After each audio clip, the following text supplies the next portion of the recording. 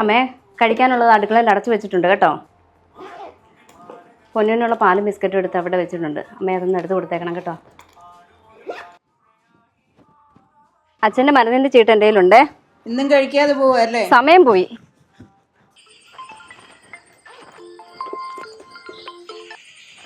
Hello ഏട്ടാ. ആ ഇറങ്ങി. ഇന്നും താമസിച്ച് ഗ്യാസ് തീർന്നു പോയി. അയ്യോ എൻ്റെ ബസ് വന്നു, പിന്നെ വിളിക്കാം.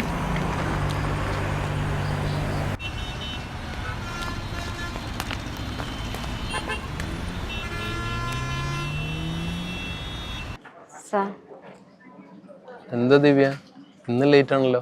സ്ഥിരം വരുന്ന ബസ് കിട്ടിയില്ല സാർ. എന്തെങ്കിലും ഒരു റീസൺ എപ്പോഴും ഉണ്ടാവും. ശരി കയറിക്കോ.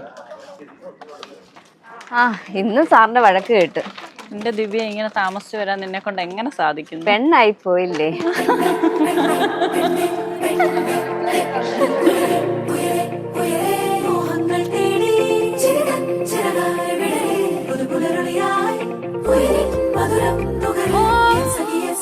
Lakshmi silks, T B road, Kottayam.